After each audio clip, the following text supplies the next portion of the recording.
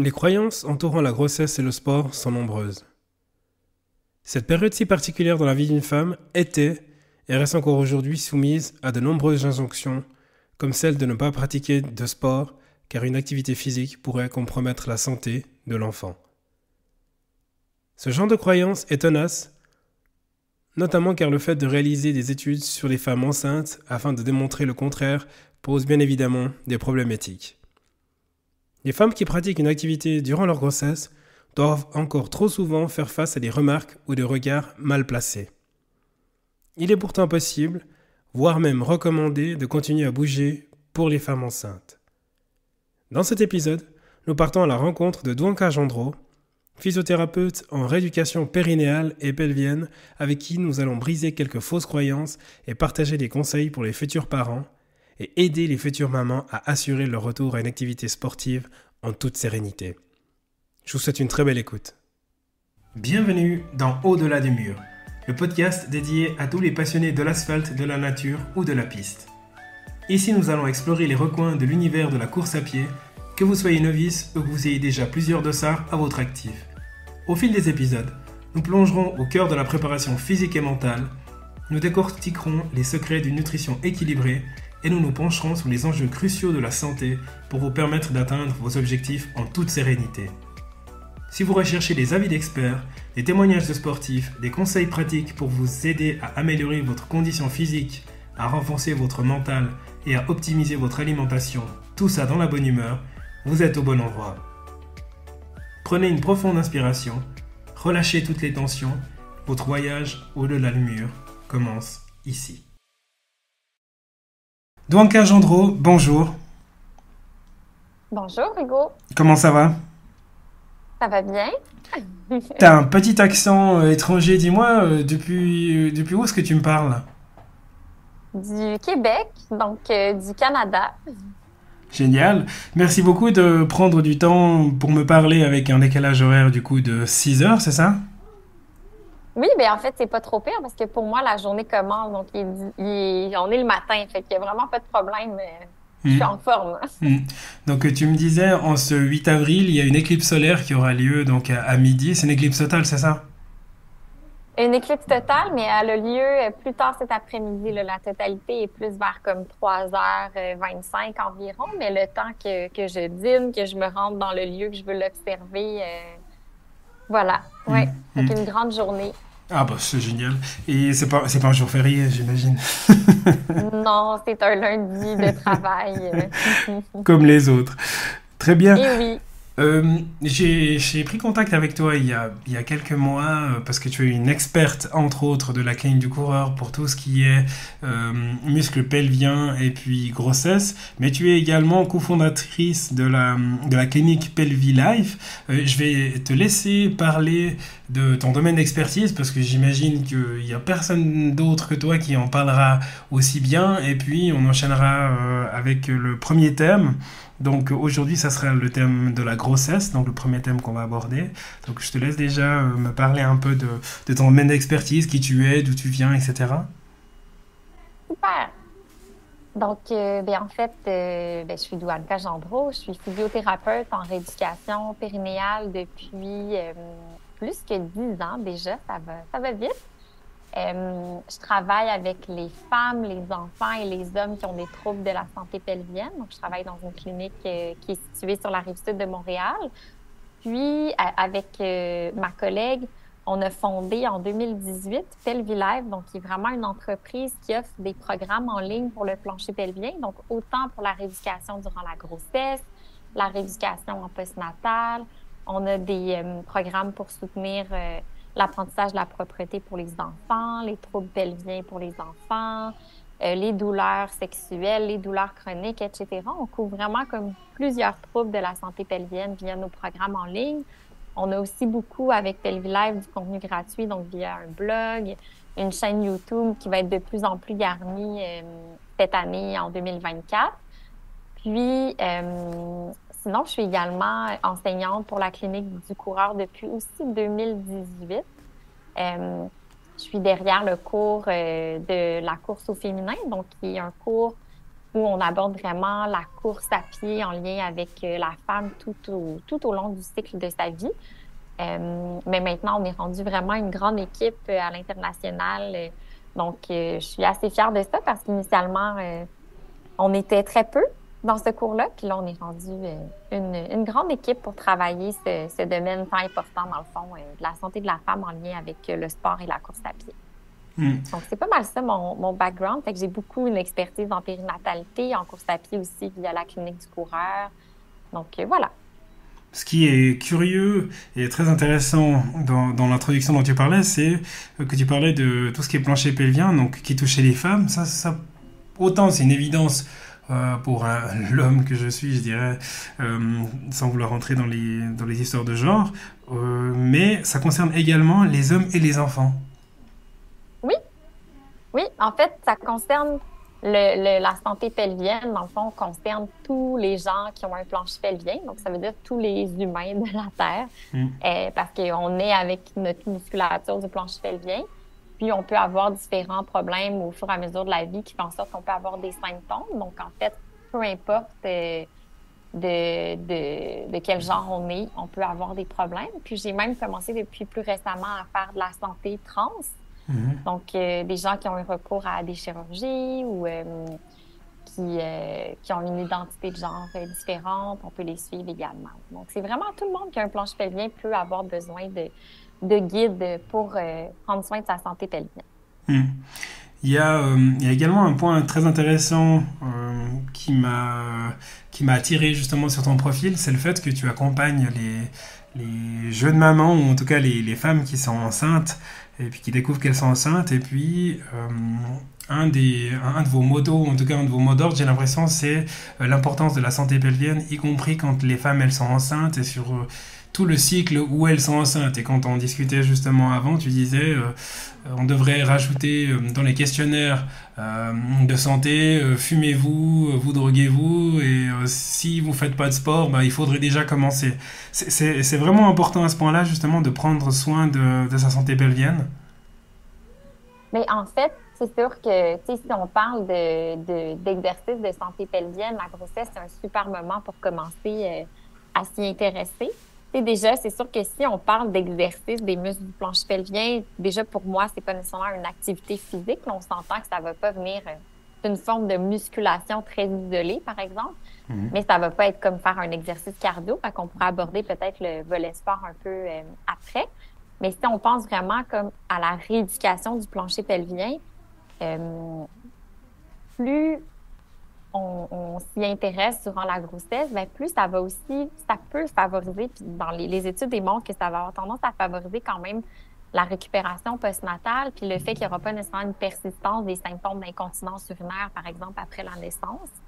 Donc, c'est vraiment un super moment où on veut venir faire du renforcement. Puis quand on parle de renforcement, on ne parle pas nécessairement juste de contracter les muscles puis de renforcer, contracter. On parle vraiment de un peu comme si on fait n'importe quel exercice de renforcement. Si je fais un squat, ben je vais descendre puis je vais remonter. Donc, je vais avoir une amplitude où je vais aller chercher un mouvement puis je vais revenir de ce mouvement-là. Fait que le plancher pelvien, même si c'est une plus petite région, on parle de peut-être millimètres de mouvement, mais ce qu'on veut, c'est vraiment avoir une excursion, une amplitude complète où on va venir apprendre à oui contracter et oui relâcher. Puis c'est ça aussi qui va aider durant la grossesse. Donc, on va renforcer les muscles parce que les muscles vont être moins efficients durant la grossesse à cause des changements posturaux, des changements respiratoires, les changements hormonaux, évidemment, on s'entend. Puis aussi, simplement, la surcharge. Donc, le bébé qui est au niveau de l'abdomen va faire une surcharge au niveau du plancher pelvien. Fait qu'on se retrouve avec des muscles qui sont moins efficients. Donc, on veut renforcer pour essayer de pallier un petit peu à ce manque d'efficacité-là. Mais on veut aussi que tranquillement, la femme apprenne à avoir une proprioception de son plancher pelvien, donc qu'elle soit capable de dire « Ah, ben en ce moment, mes muscles qui sont contractés ou mes muscles qui sont relâchés pour qu'elle soit en mesure, rendue à la fin de l'accouchement, à la fin de la grossesse, donc au moment de l'accouchement, qu'elle soit plus en mesure de sentir et que quand elle pousse, ben qu'elle s'assure qu'elle pousse avec un relâchement de son plancher pelvien. Fait que c'est vraiment... Ça l'amène à justement un des fameux mythes qui dit qu'il ne faut pas faire de renforcement du plancher pelvien durant la grossesse parce que ça va augmenter les chances d'avoir des déchirures ou recours à l'épisiotomie. Mais c'est complètement faux parce que si on pense à un exercice de renforcement ou un exercice des muscles du plancher pelvien, ça va comprendre une phase de contraction et une phase de relâchement. Parce qu'on va contracter quelques secondes, on va relâcher quelques secondes, on va faire des répétitions, des séries, par exemple. Donc, ça va aider la femme à avoir un meilleur contrôle de cette région-là et ça va l'aider à prendre conscience de la région du périnée que peut-être elle avait pas, si elle n'avait pas eu de problème dans le passé, de fuite ou de douleur sexuelle, mais qu'elle s'est peut-être jamais intéressée à cette région-là. Fait au contraire, ça va beaucoup aider dans la préparation à la naissance. Donc il y a réellement euh, un phénomène qui va concerner toutes les femmes, je dirais, dans la majorité, donc quand elles sont enceintes, cette importance de la préparation de l'accouchement, le fait de muscler le plancher pelvien, c'est vraiment s'offrir les meilleures chances d'avoir un accouchement par voie basse ou pas forcément? C'est sûr qu'il y a plusieurs facteurs qui peuvent, tu sais, par exemple, si je pense au fait que il faut que le bébé soit bien positionné aussi. Donc, oui, on veut un bassin qui est souple. Donc, on peut faire des exercices de mobilité du bassin en fin de grossesse. Évidemment, on va aller ajouter des exercices d'assouplissement du périnée pour essayer d'amener une souplesse au niveau des muscles du plancher pelvien puis de la région. Mais outre ça, donc, on a fait, par exemple, généralement, on fait du renforcement. Quand je parle renforcement, c'est bien évidemment l'exercice de contracter, relâcher. Donc, c'est vraiment l'ensemble. On peut travailler la respiration également. Donc, on peut commencer ça aussitôt que la survenue de symptômes. Donc, si la femme, elle a des fuites urinaires durant aussitôt que 16 semaines de grossesse, on peut déjà commencer à ce moment-là les exercices pour soulager ces symptômes de fuite ou soulager ces symptômes de douleur. Des femmes, durant la grossesse, ont beaucoup de douleurs au dos, au bassin, mais de renforcer, il y a d'autres choses évidemment à faire, mais de renforcer les muscles du plancher pelvien peut être une solution aussi. Même chose pour les douleurs au pubis, mais pour essayer de venir calmer ces douleurs-là. Donc ça va beaucoup aider. Puis, s'il n'y a pas de symptômes précis, on peut commencer juste en prévention à partir de la 20e semaine. Donc, on est dans pas mal le milieu du deuxième trimestre. Puis, généralement, on dit qu'autour de la 34e semaine, on peut ralentir un peu les exercices de renforcement, puis donner un peu plus d'importance à la préparation, autant physique que psychologique de la naissance. Donc, justement, comme je disais tantôt, on est un peu plus dans étirements, exercices globaux de la mobilité du bassin. On commence à penser aux positions, les techniques de poussée, etc., pour vraiment bien préparer la naissance. Mais on peut quand même à ce moment-là, continuer un peu ici et là, quand même des contractions, relâchements. Là, c'est pas quelque chose qui est contre-indiqué du tout. Mais oui, c'est sûr que cette préparation-là augmente d'une certaine façon, un peu comme avoir recours à une doula.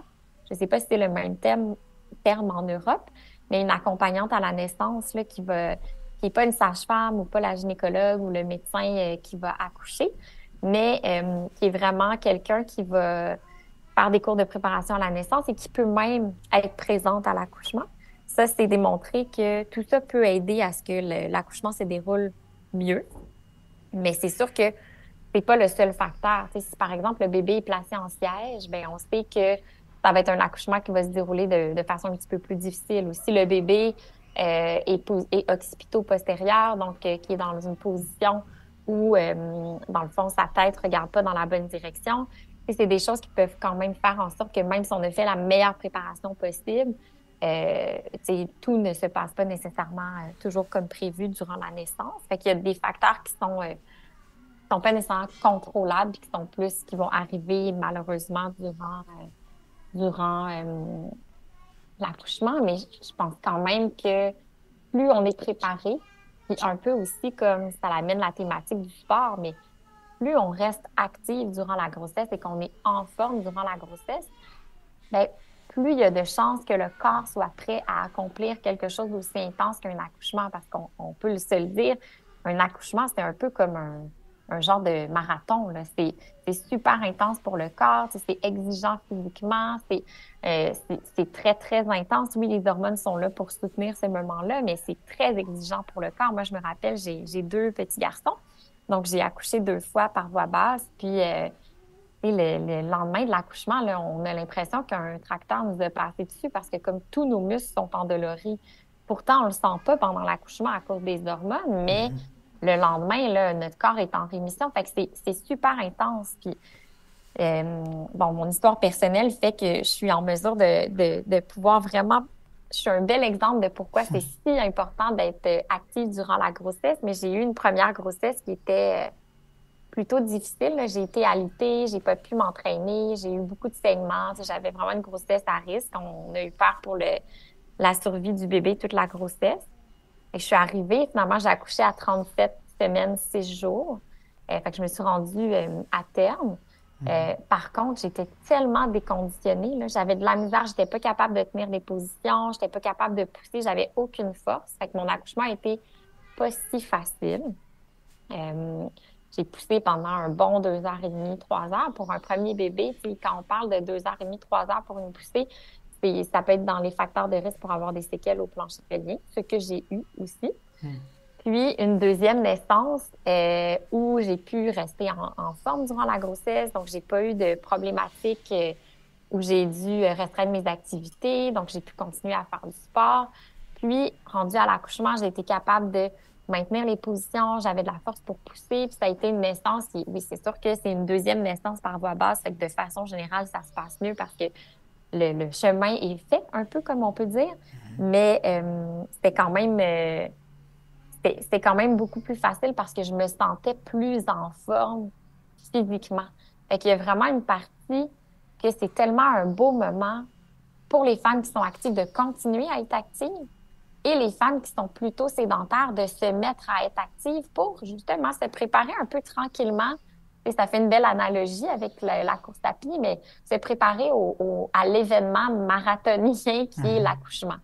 Fait que c'est super, c'est tellement important, tellement important. Tu as parlé de deux éléments qui résonnent dans ma tête. J'ai également eu 2 enfants, j'ai la chance d'avoir 2 beaux enfants pleins d'énergie. Les deux sont nés par césarienne, c'est la vie. OK, oui. Au niveau de la préparation, c'est vraiment quelque chose qui résonne, c'est un des éléments qui résonne. Et également au niveau de la douleur. Alors je ne sais pas si les deux sont liés, mais en tout cas en tant qu'homme, déjà quand notre compagne elle est enceinte, on se sent comme spectateur parce que finalement il n'y a pas grand-chose qui change chez nous, mais on voit l'être aimé qui change beaucoup et on a l'impression que c'est une crampe ambulante. On a l'impression qu'elle a mal partout. Et là j'en viens à la partie préparation. D'après toi, dans quelle mesure est-ce que la préparation et ton retour d'expérience justement sur tes 2 grossesses euh, pourrait influer sur la prévention, sur les éventuelles douleurs que les femmes peuvent ressentir quand elles sont enceintes? Mais je pense que la préparation peut être très, très, très, très vaste, Mhm. dans le sens que je pense que, tu sais, en physiothérapie, c'est sûr qu'on est très fort sur toute la préparation physique, mais de plus en plus, j'accorde une importance à comme un peu ouvrir la discussion aussi sur la préparation mentale. Tu sais, la gestion de la douleur, c'est extrêmement c'est difficile pour le corps, mais il y a aussi un peu un, un aspect mental. Tu sais, moi, je suis pas une coureuse de longue distance, là, mais bon, via la clinique du coureur, c'est certain que je suis en contact avec beaucoup de coureurs de longue distance, d'ultramarathoniens, de trailers vraiment de longue distance, etc. Puis, tu sais, dans les discussions, c'est le dépassement de soi, c'est d'endurer des symptômes qui peuvent être difficiles, mais fait qu'il y a une partie qui est mentale aussi.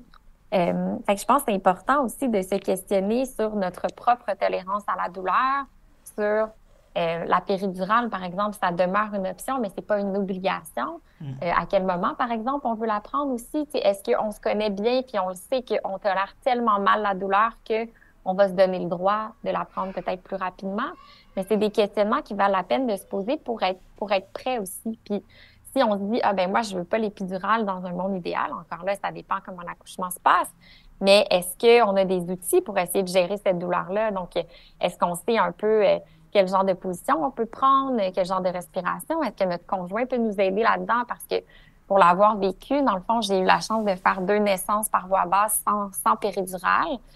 Euh, Puis, si j'avais une accompagnante à la naissance aussi, on dirait que dans ma tête, je me dis toujours, si elle n'avait pas été là, j'aurais pas pu accoucher. Je sais bien que c'est faux, mais on dirait que ça me donnait l'impression d'avoir c'est ça, quelqu'un qui était là pour justement nous amener la femme à se détendre, respirer, laisser passer la contraction, etc. Fait qu'il y a vraiment un côté, oui, physique, être en forme. Donc, avoir préparé le périnée, avoir gardé un niveau d'activité physique important pour que le corps soit physiquement fort et prêt. Mais il y a toute une partie qui est aussi une espèce de préparation, comme plus que j'appelle mentale, puis de se fournir des outils, mais qu'au moment de l'accouchement, ça prend quelqu'un, une accompagnante ou le partenaire, la partenaire pour ramener à respirer, ramener à passer les contractions, ramener à changer de position, etc., pour aider à passer à travers ce moment-là. Je pense que toutes les étapes sont un peu importantes, puis de se donner droit aussi que, malheureusement, tout ne se passe pas toujours comme on le veut. Je sais pas dans le cas de ta conjointe si c'était des césariennes qui ont été planifiées ou si c'était un peu d'urgence, donc il y a eu une tentative de par voie basse, finalement le col dilatait pas ou position du bébé ou arrêt de la progression du travail, etc. Mais il peut avoir certaines choses, on veut toujours avoir, oui, une image de peut-être comment on aimerait que ça se passe, puis s'y être préparé mentalement, mais on veut aussi être flexible de tout ce qui peut arriver durant la naissance. Puis, dans le fond, c'est ça, de se laisser guider aussi dans certaines situations où il peut nécessiter un peu plus des soins d'urgence, autant pour la maman que le bébé. Puis que là, ben, c'est vraiment l'équipe médicale qui prend le relais, là, parce qu'on est plus dans le volet urgence à ce moment-là. Mhm, mhm. Ouais, t'as totalement raison. Enfin, c'est vrai que la partie préparation mentale, c'est peut-être quelque chose qui est sous-évalué parce que tout le monde a une idée précise, j'imagine, de, de comment ça va se passer, l'accouchement, etc. On va peut-être pousser 2, 3 fois, l'enfant il sera un peu sale et puis on va le poser contre nous. Alors après, c'est la télévision qui renvoie ce genre d'image-là. On imagine Oui. toujours le fait de tenir son enfant, mais c'est vrai que on n'imagine pas les différents scénarios qui peuvent nous amener à quand même avoir notre enfant sur nous, parce qu'il peut y avoir effectivement la voix basse, comme tu as eu la chance, et puis il y a des personnes qui ont des césariennes. Alors, il y a des fois par choix, mais des fois il y a des gens pour qui c'est par nécessité. Donc nous, dans notre cas, c'était Mhm. le col qui ne se dilatait pas suffisamment, donc au bout d'un moment, Ouais. Mm. il a fallu prendre une décision et on se retrouve justement Mhm. dans le fameux cas de figure où toi tu disais c'est le corps médical qui prend le dessus sur l'affaire et de nouveau le papa ou le conjoint il est à nouveau entre guillemets spectateur donc parce que lui la seule chose qu'il puisse faire c'est être là présent justement pour accompagner la maman pour la rassurer etc parce que c'est vrai qu'il y a une certaine culpabilité pour les femmes qui n'arrivent pas à coucher par voie basse parce qu'elles se disent qu'est-ce qui va pas chez moi, qu'est-ce qui cloche chez moi. Donc est-ce que c'est parce qu'elles se sont mal préparées ou est-ce que c'est juste parce que c'est pas fait pour elles? Je pense pas que, c'est dans un monde idéal, on veut que tout le monde s'y prépare, mais tu sais, il y a plein d'endroits dans le monde. Moi, j'ai fait, j'ai j'ai eu la chance de faire une mission de coopération internationale au Sénégal en rééducation périnéale. J'ai été enseignée à des sages-femmes. Puis, tu sais, ils n'ont pas accès, par exemple, les femmes qui accouchent là-bas aux mêmes modalités que nous, au même confort que nous, à la même préparation que nous. Puis ces femmes-là, ils accouchent dans des situations qui sont parfois complètement catastrophiques, mais ils accouchent quand même. Fait que je pense qu'il faut aussi faire confiance au corps, que le corps est capable de le faire, que tu sais, le corps de la femme est comme fait pour ça. On est chanceux parce que dans les pays industrialisés, on a accès à des solutions si ça se passe pas bien par voie basse. On a accès à la césarienne facilement, on a accès à de l'instrumentation, etc., des méthodes pour provoquer. Fait que ça demeure quand même pertinent, mais je pense pas qu'on peut dire, parce que c'est tellement dans la maternité, en fait, la conception, essayer de tomber enceinte, dans porter l'enfant, dans accoucher, dans devenir maman, c'est tellement facile de se sentir coupable pour tout. Moi, je suis une spécialiste de la culpabilité. Je me sens coupable tout le temps. Mais en fait, je pense que c'est beaucoup, beaucoup de mamans et de femmes. Fait que je pense pas... Je pense que dans un monde idéal, on voudrait que toutes les femmes de la Terre puissent avoir accès à du soutien pour se préparer des meilleures façons possibles.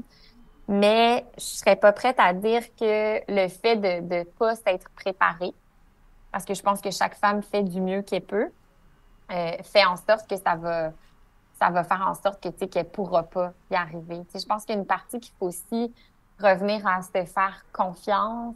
Puis, c'est juste une anxiété très, très élevée durant l'accouchement.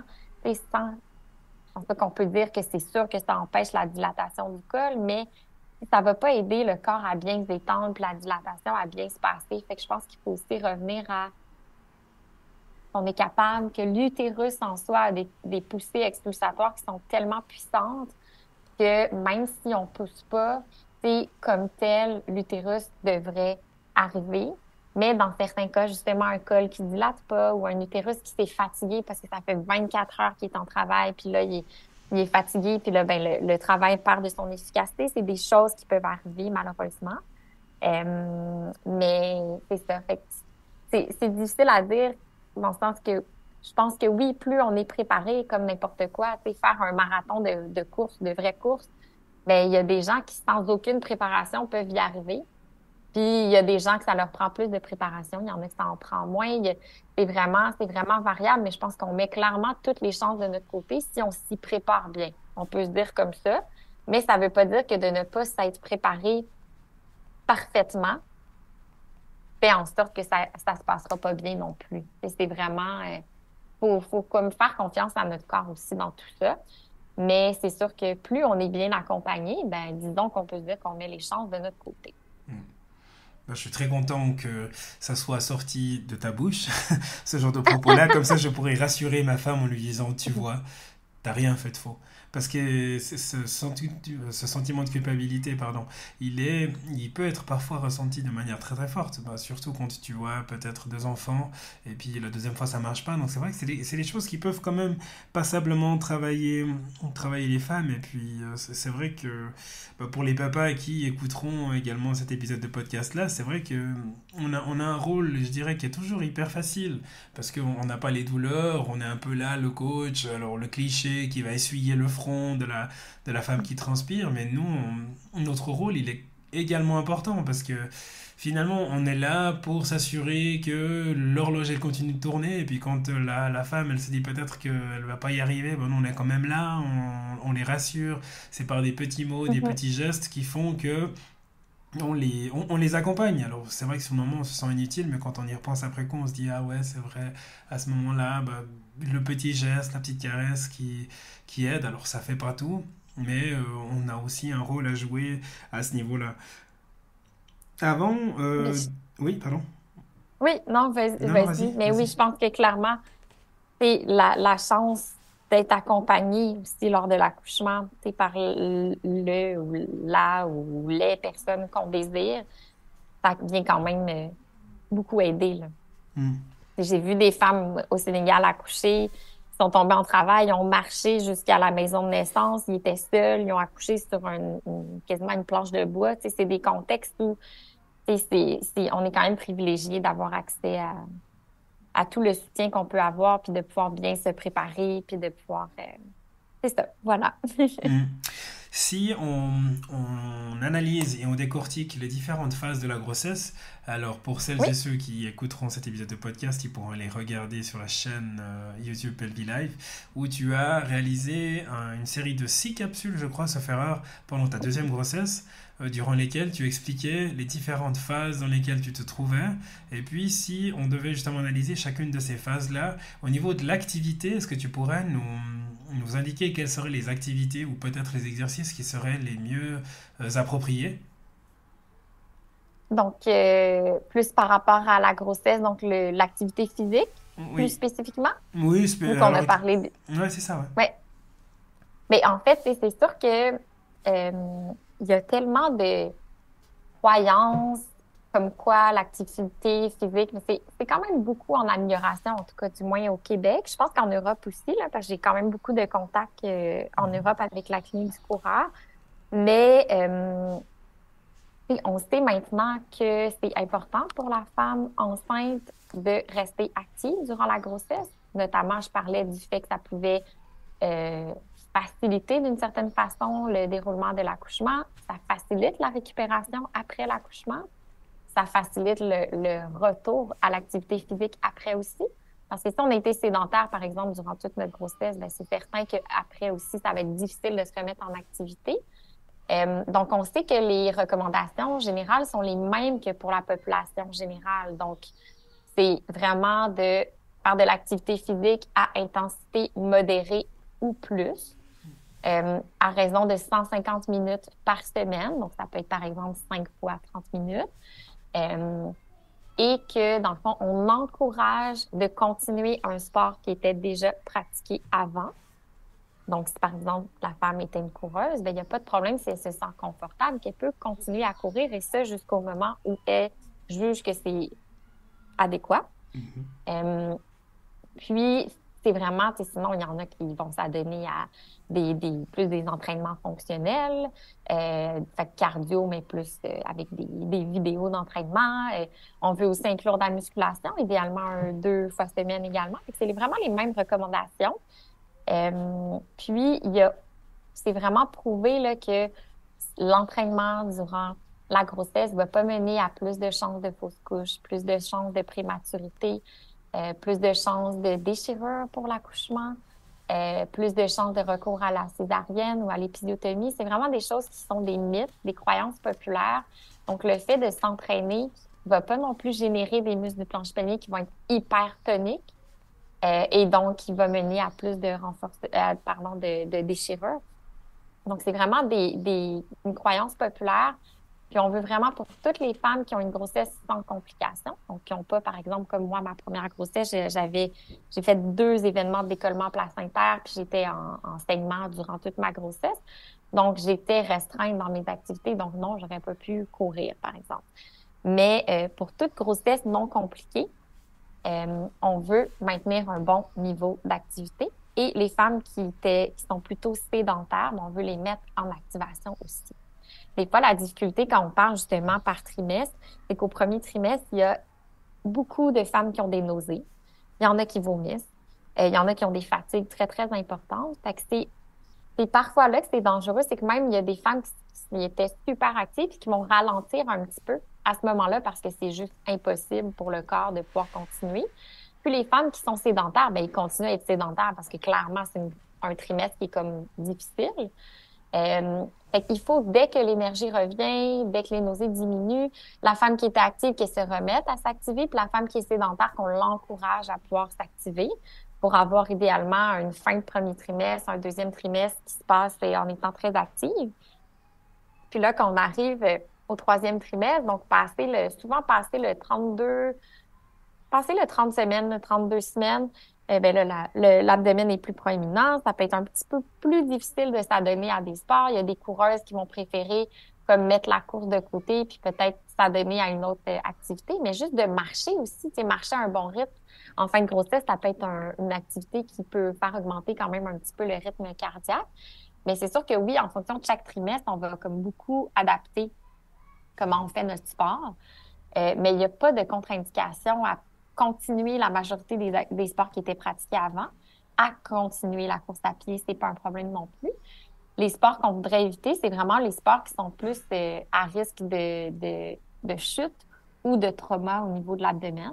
Fait que c'est sûr que si on pense à tous les sports de contact, ou par exemple du vélo de montagne, où la femme pourrait être comme propulsée de son vélo, recevoir le guidon dans l'abdomen, tu sais, des choses comme ça. Fait qu'on veut juste éviter les sports où il pourrait avoir des risques de chute importants ou de traumatisme au niveau de l'abdomen pour pas que ça mène à justement un décollement placentaire qui serait traumatique, par exemple. Hmm. Et puis, tu parlais également donc des croyances populaires en ce qui concerne les femmes quand elles sont enceintes, alors forcément, la pratique du sport, quand on est enceinte, j'imagine que c'est une des plus courantes. Quelles seraient les autres croyances populaires contre lesquelles tu dois te combattre avec le plus de véhémence au quotidien?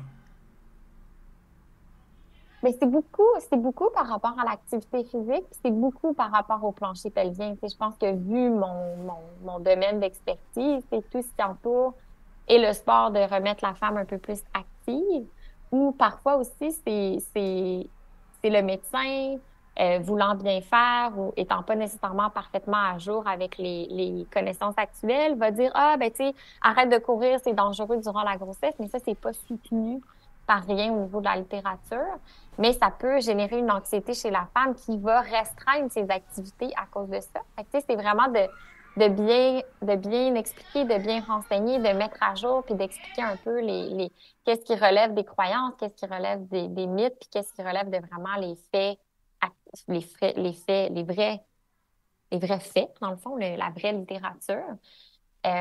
Puis c'est ça. Fait que c'est beaucoup l'activité physique, puis tout ce qui est planche pelvien, comme je parlais un petit peu tantôt. Donc, le fait que de renforcer va augmenter les chances que l'accouchement se passe plus difficilement, puis des choses comme ça. Mm. Hmm. Après, c'est peut-être aussi un peu lié au fait que les recherches scientifiques sur les femmes enceintes, d'ailleurs j'ai écouté un article là-dessus, je lisais un article là-dessus, c'était que la recherche scientifique sur les femmes enceintes au niveau éthique, c'est pas extraordinaire non plus. Donc c'est vrai que peut-être par mesure de Mais précaution, oui, on va se dire, bah c'est peut-être dangereux du coup, vu qu'on n'est pas sûr, fais pas. Mais il mais oui, tout à semblerait que fait, parce que l'évidence montre, ouais. ils vont faire des études rétrospectives parce qu'ils Mhm. peuvent pas dire, hey, on va faire quelque chose qu'on sait pas si c'est dangereux. Mhm. Puis peut-être que certaines femmes vont perdre leur bébé, tu sais, ça fait aucun sens, on s'entend. Mhm. Fait que c'est vraiment, tu sais, c'est clair que il faut que, si on veut être sécuritaire pour la femme enceinte. Donc, en cas de doute, moi, je pense toujours qu'on s'abstient. Mais il y a des études rétrospectives qui vont quand même démontrer que, entre autres, la course à pied, vu qu'on en parle, tu sais, il y a vraiment aucun problème. Puis ce qui arrive, c'est que souvent, les femmes vont naturellement avoir tendance à soit réduire leur vitesse, soit réduire leur volume, soit commencer à faire du fractionné, ou vont alterner marche-course. Ils vont peut-être courir un peu moins fréquemment, puis ils vont faire une activité de transfert dans un autre sport.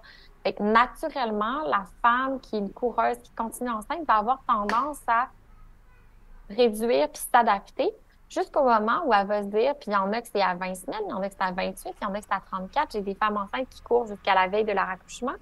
Euh, Fait que c'est de respecter le corps. Puis, tu sais, il y a autant des femmes qui ont besoin de se faire activer pour faire de l'activité physique durant la grossesse. Puis, j'ai quelques patientes, c'est moins fréquent, mais qui ont comme besoin aussi de se faire ralentir. Tu sais, j'avais une patiente qui faisait du CrossFit, était très, très active, puis elle était enceinte, passé son troisième trimestre.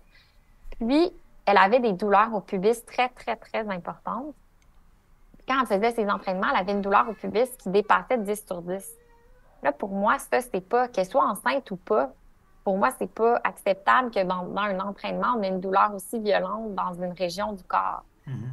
Fait qu'elle, j'ai comme dû essayer de travailler avec elle bon, elle a quand même continué à s'entraîner, mais il y a certains mouvements qu'on évitait, qui allaient plus solliciter ses douleurs à la symphyse, puis on a adapté parce que ça faisait, mais dans le fond, c'était pas tant le fait qu'elle était enceinte que le fait qu'on s'entraîne pas avec une douleur à 10 sur 10 pendant un entraînement de 30 minutes. Tu sais, c'est aussi simple que ça, dans le fond.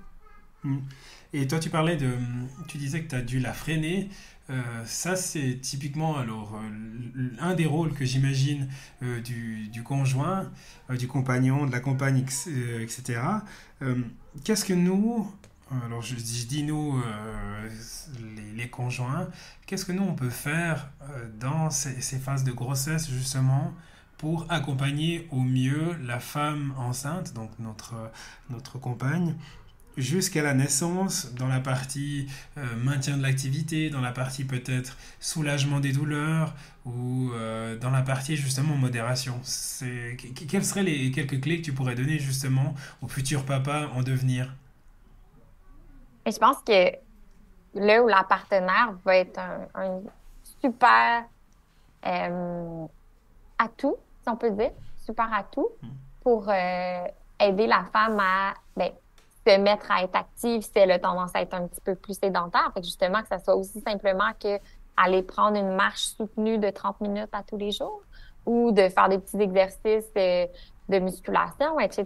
Fait que ça peut devenir, si c'est fait en couple, par exemple, ça peut devenir un beau moment. Mais ça peut être aussi la partenaire peut être ça peut être super pertinent aussi d'amener la femme qui est enceinte à respecter quand même comment elle se sent. Il y a des nuits qu'on dort moins bien, fait que peut-être que cette journée-là, il faut pousser un peu moins, ou si on a plus de douleur, c'est pas nécessaire de se mettre à être alité, puis de plus bouger, puis de se faire servir, mais c'est juste de dire, OK, tu sais, aujourd'hui, tu es un peu plus fatigué, on va faire ça à la place, ça va être plus tranquille, puis demain ou dans 2 jours, là, on pourra faire notre entraînement plus soutenu. Fait qu'aussi d'amener à la femme à se donner le droit d'adapter selon comment elle se sent, parce qu'elle est quand même en train de construire un ou plusieurs, disons-le, petits humains dans sa bédaine. Puis évidemment, tout ce qui est la préparation plus à la naissance, à l'accouchement, vers la fin, évidemment, ça va aider beaucoup pour tout préparer la naissance, là. Donc, autant quand on parlait de préparation physique que mentale, je pense que si le partenaire peut être présent pour ça, pour aider la femme à, par exemple, il y a des partenaires qui vont faire les étirements du périnée. Si le partenaire est là dans les cours de préparation à la naissance pour savoir comment guider sa conjointe durant la naissance, autant en termes de position, de technique de poussée, de respiration, etc., c'est sûr que ça va aider. Et je pense que ça peut être autant quelqu'un qui va aider à s'activer, aider à ralentir, aider à adapter tout au long de la grossesse en fonction des besoins, puis de donner le droit à la femme de s'écouter, mais aussi, dans certains cas, ça prend un petit push pour s'activer un peu plus. Puis des fois, ça prend quelqu'un qui nous ralentit un petit peu si on est en train de ne pas respecter notre limite, finalement. Si je synthétise les différents éléments de l'aventure de la grossesse dont on a discuté aujourd'hui, c'est que alors, j'ai beaucoup aimé l'analogie que tu as faite au niveau de la préparation à la grossesse, les exercices qu'on peut faire pour le muscle pelvien au marathon, donc une préparation qu'on peut faire au marathon, et également la préparation mentale. Si tu devais, toi, ressortir des key points pour les jeunes parents qui ont écouté cet épisode de podcast et qui sont déjà totalement perdus en se disant « Oh mon Dieu, j'avais plutôt pensé à la chambre, j'ai pas pensé au muscle pelvien », quels seraient les takeaways que tu leur donnerais? Je dirais vraiment que c'est le meilleur moment pour commencer à penser à son planche pelvien. Donc, autant trouver des outils pour aller faire du renforcement. Donc, aller apprendre comment contracter, relâcher cette musculature-là. Ça peut être sur des exercices de respiration. Puis, vers la fin de la grossesse, on veut plutôt aller chercher l'assouplissement. Fait qu'on dit souvent, on est dans du renforcement, prendre conscience du planche pelvien à partir de 20 semaines, puis à partir de 34, on est plus dans la préparation. Donc, exercice de mobilité du bassin. On pense à des positions techniques de poussée, puis évidemment, on vient assouplir le périnée. Et pour les gens que ça intéresse, Pelvi Live, justement, notre objectif, c'était pour vous, en euros, c'est encore plus abordable. C'est vraiment super abordable. Puis c'est des programmes qui sont faits sur plusieurs semaines puis qui accompagnent tout le long de la grossesse. Donc, par exemple, à partir de telle semaine, vous pouvez écouter des vidéos, faire dans le fond, c'est un programme vraiment 100% en ligne. Vous écoutez des vidéos, vous lisez des textes, puis ça vous aide à vous préparer. Donc, tout ce que je viens de vous nommer à un coût très, très, très abordable, vous pouvez vous préparer dans le fond du confort de la maison. Puis, la beauté aussi, c'est que votre partenaire peut faire ça avec vous. Donc, il peut s'informer au fur et à mesure pour bien vous soutenir, dans le fond, la femme enceinte là-dedans. Génial. Je mettrai les liens vers justement aussi ressources que vous proposez dans la clinique sur la description de l'épisode. Comme ça, les futurs papas et mamans pourront aller les consulter. Je te remercie infiniment d'avoir parlé du plancher pelvien. Je m'endormirai nettement moins bête ce soir. Et puis, j'espère que les papas et surtout les futures mamans ont trouvé du contenu très intéressant. Je te remercie beaucoup, Danka. Ça me fait plaisir. Merci beaucoup de l'invitation. C'est un plaisir. À bientôt. Ciao, ciao. À bientôt.